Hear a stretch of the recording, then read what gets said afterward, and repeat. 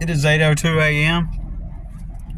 and the ambience right now with this sunrise, it kind of makes me feel like I'm in the real world, right? It makes me feel like just that, the real world. And it's been like that. It's been looking different lately, as we were discussing. It looks like the real world. Like there's something different. It's kind of like it's as if, I don't want to say fluctuate, but we, the way I've perceived it before, and I want to iterate here that I don't necessarily believe this, but I'm just going right now based off of this impression, right? And it feels like this is the real world, and at times what happens is we merge and shift in and out of the real world. It's kind of like, man, I wish there was a good example. You know how you do like a video overlay when you're editing videos, and you overlay one clip over top of the other, where you're seeing two clips at once, and it possibly is like the same exact scene, except you can overlay two other people. Okay, let's say that you take a clip of you walking, and then you take another clip of yourself walking in the exact same spot, and you overlay it, and then there's two of you kind of like walking at the same time, but it's still you, but it's just at different times overlaid on. It's two clips overlaid onto each other, and and you can see both of them at the same time. It's kind of like reality kind of overlays with the dark reality. It's like the same thing, and it's just constantly you're dipping in and out of the real world, and so that's that, but even with it getting darker, earlier, even with that phenomenon,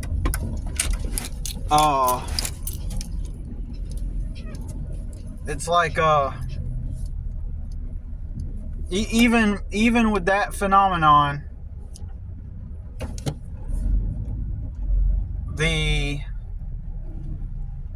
ambience and the tone, it feels almost like a filter has been added to the experience, right? Like some kind of filter has been overlaid onto reality, except like even right now, at this gas station, it feels like a filter has been overlaid onto this reality, and except that filter feels like actual reality. Now, I don't feel good, right?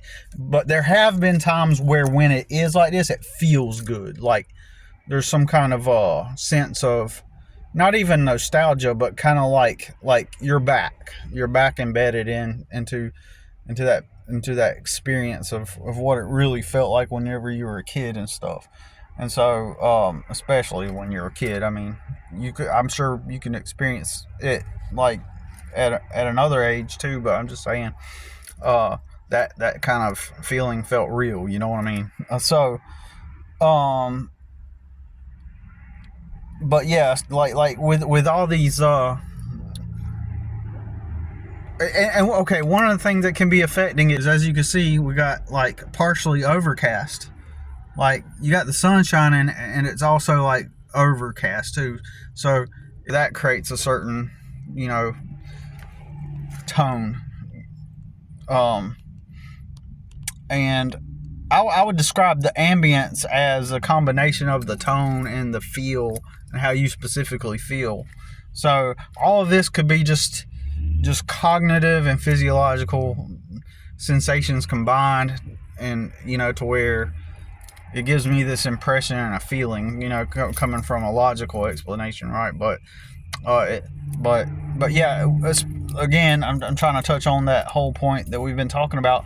It's been like this for several days, even though the day when I made that video, when where it was dark, kind of getting dark outside, but my phone picked up on it to make it appeared lighter on the phone. It made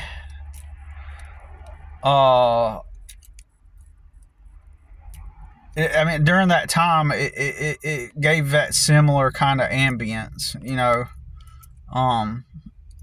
on that day too, right? And so it's been like that for several days. Just trying to pinpoint the best wording, but it would be fun to be able to say that I believed all that was real, but I'm just describing what it seems like. I'm letting go of even trying to chase that. You know what I'm saying? Like, not like that I was trying to chase that, but a long time ago, I would have, right? Like, I'm just trying to think about, like, when was the last time I had this kind of feel? Because I've experienced this before, but over the years, I quit chasing it because, like, I picked up on the fact that there's no point in chasing it. Like, so I want to say between 2010 especially and up until 2020, up until 2020, I was still kind of chasing it, and then that's when I would say that I quit. Like, necessarily, like, whenever I would have a day like this where I experienced this, I would just be like, I'm stepping into this energy. I'm trying to feel like, move back into the real world, and like, I'm just, but then I stopped, and it's kind of interesting because that's when I finally arrived and got, like, this is a similar experience that I had in December of 2020, right? When I first got custody of my son that year in July or June, and then but what I was gonna say is this I was still sort of trying to, like, pursue manifesting that reality kind of thing, right? Like, meditating on that and aiming and striving towards that to regain what was lost, or not even regain what was lost, but more, I shouldn't have even said that, more like step into the real version of reality. But, like, it kind of makes sense that everything spiraled out of control, went downhill outside of my control, like, and put me back into deep poverty, right? Deeper than before. And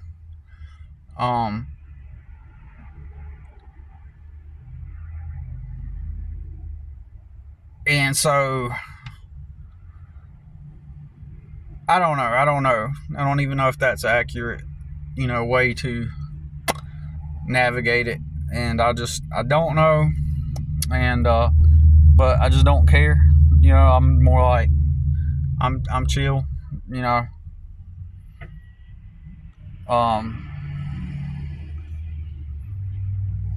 I still want to have goals to pursue. I'm not going to be complacent, man. I'm just not going to be someone that says, oh, this is just my life.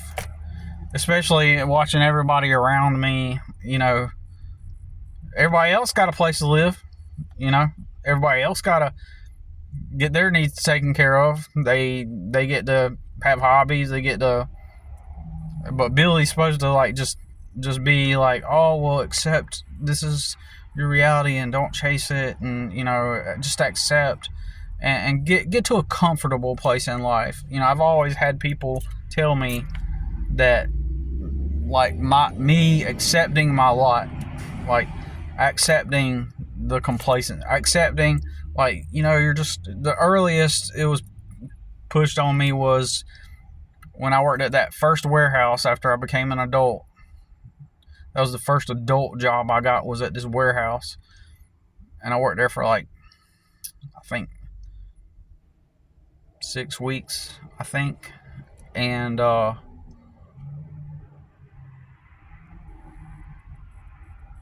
worked third shift. And during the hot summer, I didn't have a air conditioner, and I had a camper that I was sleeping in. And I had no air conditioner, beaten down like 100-degree weather at times with just a fan, and I started to get physically sick, right? Because I wasn't able to sleep during the day, and I was told, well, this is life. You just got to be happy. I remember expressing my discontent to someone, and they're like, well, that's just life. And this is basically, I can't remember the exact words, but she was saying that you grew up poor. The message was this: you grew up poor, and so you just have to. I was literally told that just be happy, and be happy that I got a job, and settle for where I'm at, right? And that's what I was told, right? So I'm not gonna do that. I'm not gonna just be happy, right?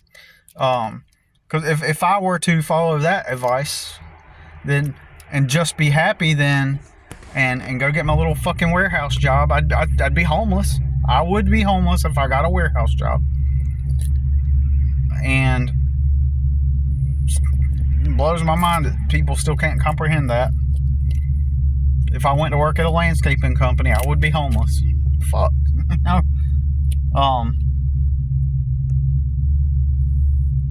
And while everybody else has it good, Billy, just be happy. This is where you're at in life, and it's not going to get any better than this. And so, stop having a goal. Find you a good little warehouse job. Let's just assume that the warehouse did pay me enough to, maybe rent a room from somebody. Like, let's just pretend, or a landscaping company, right? And let's just pretend that it afforded me to rent a room, right? I'm supposed to just hey, that's just where you're at. That's just who you are. That's just where you're at in life. That that's what you've been dealt, and so you should just be accepting of that and be grateful. You poor little shit. You ungrateful poor little shit, right? While everybody else gets to have hobbies and gets to, go on vacations, and I don't even want to go on vacations. I don't really give a fuck. Would I like to go to other places? I've already been to other places. I've been to Mexico 3 times. I've been to California. I've been to Hollywood. I've been to Ohio. I've been to, I've been to DC. I've been to several places, and I don't have this yearning, because this is what it's taught. It's like, move those little boxes, and then so. And that's how you earn your living. Earn your living? What the fuck? I'm living there. I'm living moving the boxes 48 plus hours a week. That is my life. What do you mean I'm earning a living? I'm just earning a place to, I'm just earning enough to come back here and move the boxes. Fuck, right? And so, I don't know. It's just like people always got shit to say, like, about where, as if they've already been through my shoes, and now, let me tell you what my wisdom.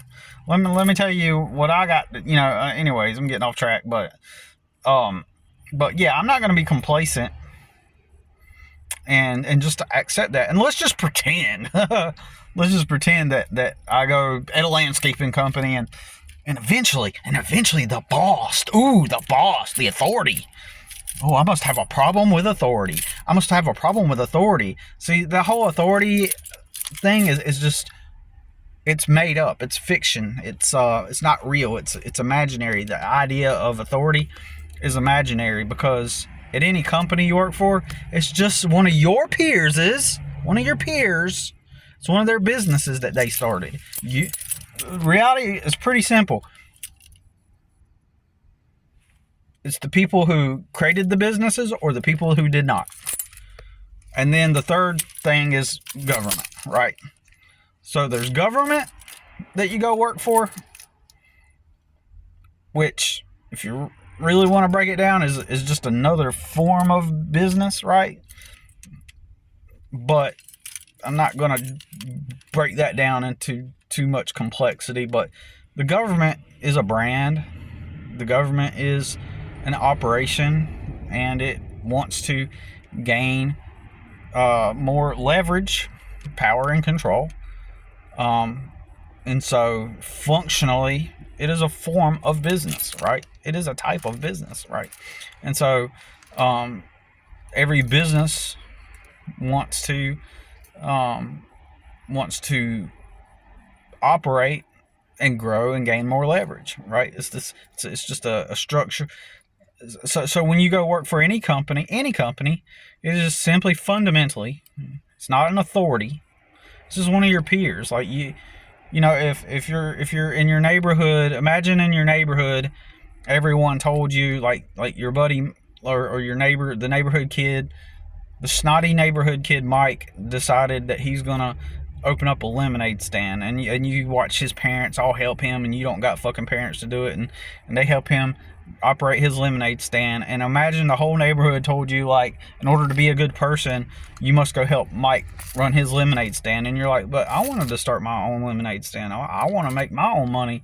You know, you notice Mike getting all these like nice things, like getting the newest toys and stuff from his, money. And everybody in the neighborhood says, well, you need to go help Mike run his lemonade stand. He'll give you some money, and then you can go get like a dollar store version of a toy.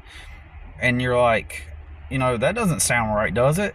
Like, and imagine people discouraging you or saying, like, well, Mike's already got a lemonade stand. It'd be much easier if you just, Mike's already got his operation running, so go help him, and then he's just going to pay you something. Imagine the whole neighborhood frowned upon you and looked down upon you if you decided that, well, I'm going to draw pictures and make my money, and, oh, well, you can't do that, but look at Mike, he provides lemonade to people, so go put on one of, his lemonade shirts, and, and go help him sell his. That's literally what the people at this gas station here, someone owns this land, someone owns those bricks that make up that building, and the gas pumps, and the kitchen that's inside there. Someone owns that, and the coolers, and the freezers. Someone owns all that. It's one of your peers, one of my peers, and all those people that are in there operating that place, they are helping their peer run his gas station. A gas station is not some authority that just was placed here. Some person put it together, just like you or me. So it's like one or the other. Generally, one or the other. You're helping one of your peers run their business, or you're running your own business, and that's reality, right? And so,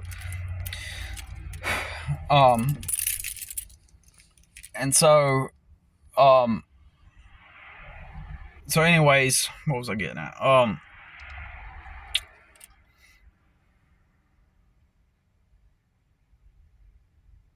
So people tell me in life that I got to settle, not have aspirations, not have, and I've watched other people, though, ironically, I've watched other people aspire to do some kind of thing. Hey, I'm going to start a business. Oh, wow. That's a great idea. Hey, and they get supported, and they get funding, and they get investors, and oh, Billy, that's because they asked for investors. What the fuck do you think I did, right? Plus I've been fighting legal battles for the past 15 years, right? Technically, in my opinion, I'm still fighting those. My current spot in life is just the residual side effects. It's like after the accident, you got to clean it up, you know what I'm saying? And it's like, I'm still struggling from that. So technically, I would argue it's been like that all my life, really, So anyways, but I'm supposed to so imagine that, the landscaping company, the boss, the manager, Billy, he's the man, the manager let you, the manager, the authority, the manager, they let you, the authoritative, the authorities, they let you, Billy, you still have a problem with authority, but it's your problem with authority. It's not my problem. It's not my problem with my peers that have their businesses who get to make money so that they can have nice things and go on vacations and stuff like that, and and have hobbies and life goals, and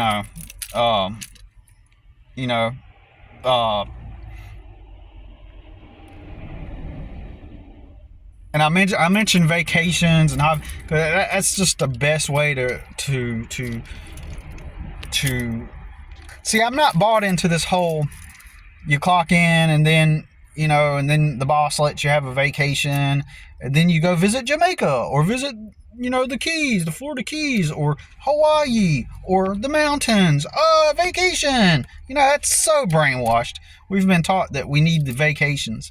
And it's just, it's just brainwashing, right? And so, we're taught that we're supposed to, have these things, and those are the things that make you happy.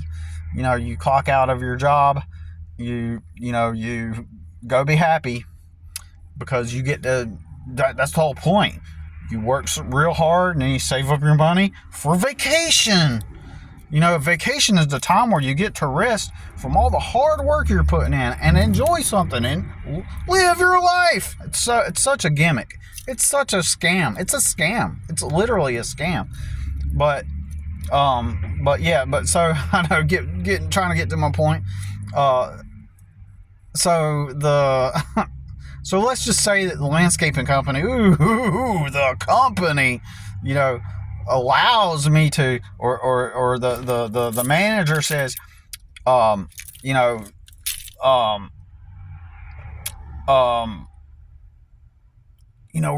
gonna move you up. Move me up in the company. Social status. Oh man, I'm relevant now. I'm getting closer to relevance now. Now I get to tell people I'm a manager, or I'm a crew leader.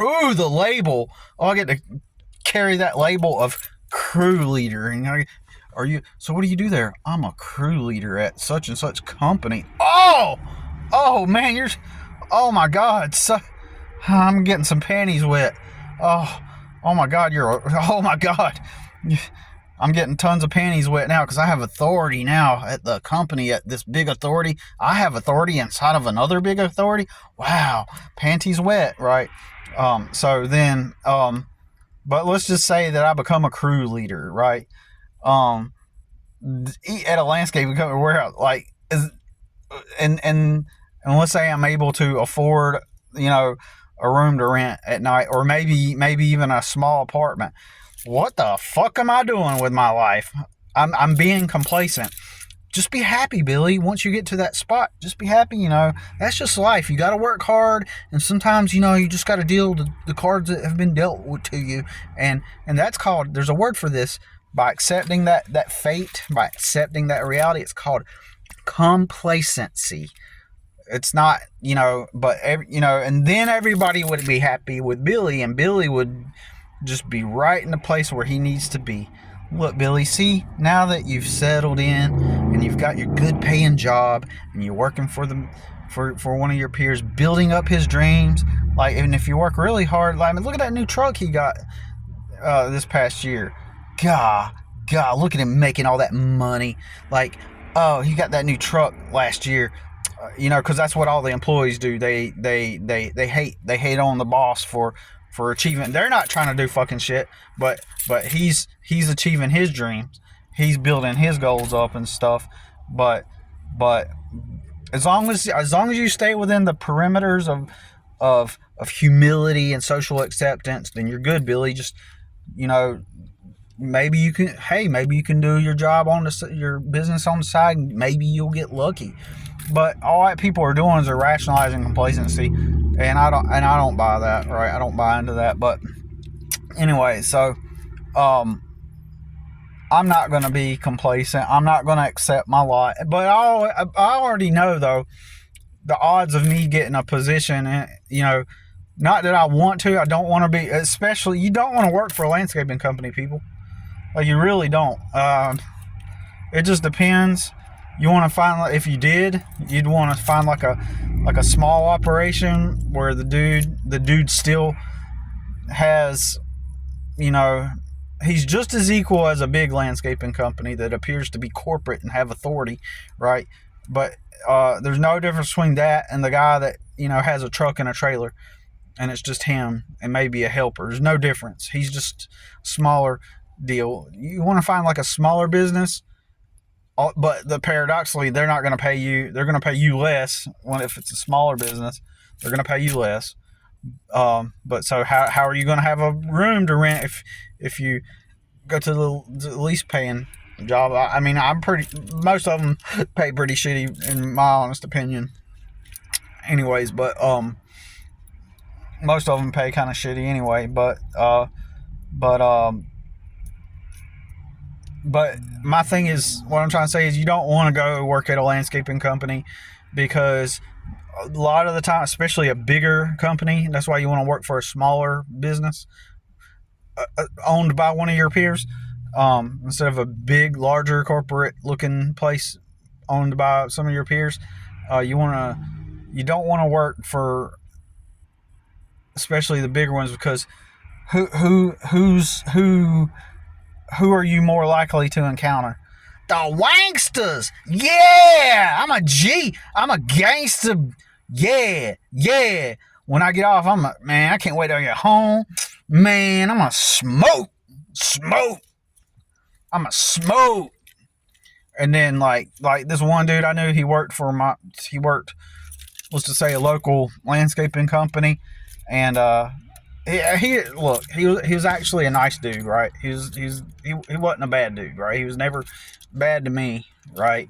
But and he was always nice to me. I'll keep it however you say. I'll keep it fair and square. The dude was nice to me. Never talked crap about me. But this dude was such a blank slate, who was so indoctrinated by the culture, that he was like, he was a nice dude, but he had done everything. Like if there was a leaflet or a paper printed out on here's how to fit in with the culture, and it gave a step-by-step,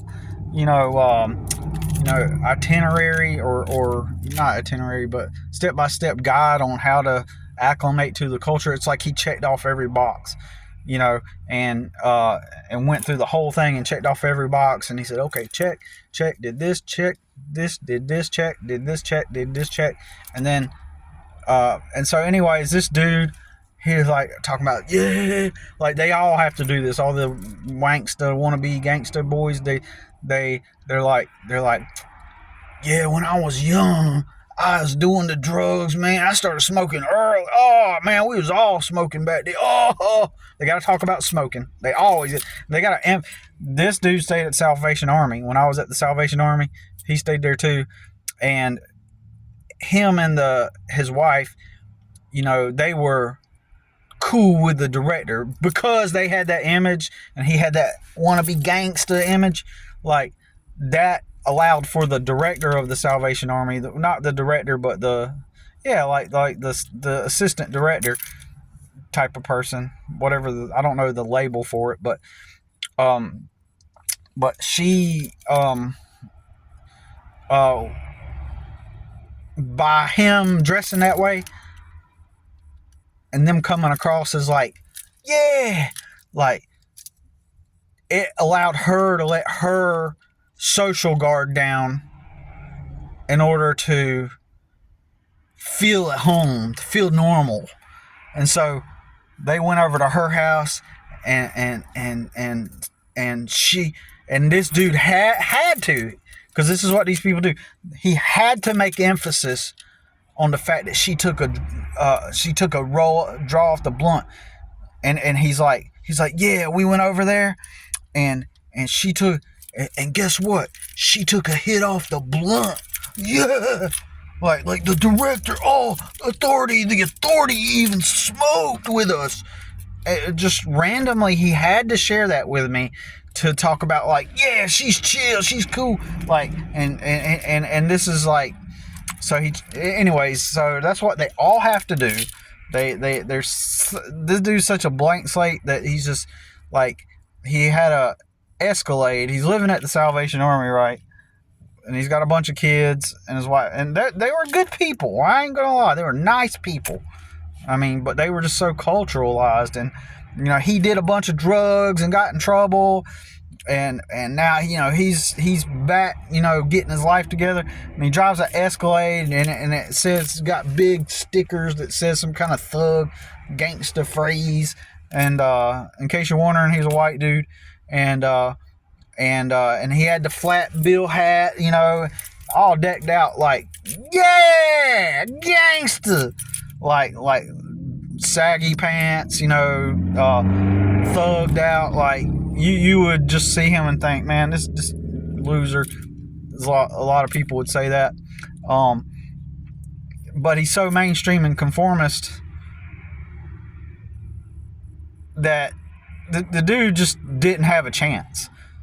The culture was going to just etch into his brain, into his being, who he is, and they were going to define who he is, right? He he gave me a ride once, and it was his and his homeboy, his cousin or somebody, and they both dressed the same way, and he blasted like the rap really loud, like, yeah, and it's just like, good fucking God, man. Like, and so anyways, so the dude,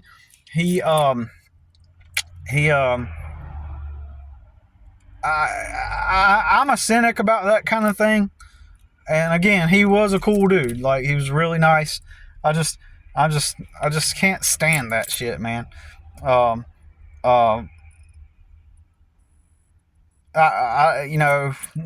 Would he have been more like an asshole, like, before he was a dad? I don't know, but anyways, I don't know, but anyways, yeah. So that's just crazy. Like, yeah. So he worked you're gonna be around people like that when you go work at a landscaping company. A lot of these people, they're not really intelligent, and they're trying to impress each other. And I know boys will be boys, and dudes will be dudes, guys will be guys. I'm a guy's guy myself, but like, it's like, with those types of people, it's a whole different level of maturity. You're literally babysitting them. So, like, if I did become the crew leader, if I did become the crew leader, then I would end up having to babysit those fucks. And then if you go work for a landscaping company, you're going to have to babysit those fucks. Or if you're not a part of the crew, like, if you're not the crew leader, you're going to have to be a part of the crew. And those are going to be your peers that you get to work around all the time. And it's a mind fuck when you're the intelligent one, especially when they fuck up. Guess who's going to get the blame? Everybody's going to get the blame, you included. You're part. When y'all get chastised because they have to be babysat, you're going to be part of it. Y'all need to get your shit together. So fuck working for other people, man. Fuck complacency. Keep moving forward to aim towards freedom. And totally went off track with what I began with in the video, I know, but anyways, I guess it's just coming out organically. And but anyways, like,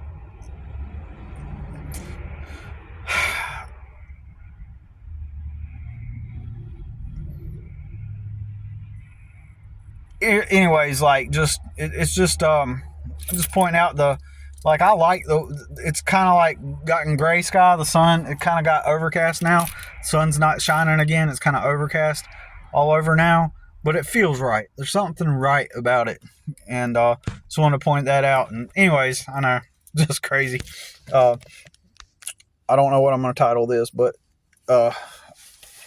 anyways, it's been fun, and I got to get stuff done. All right, peace.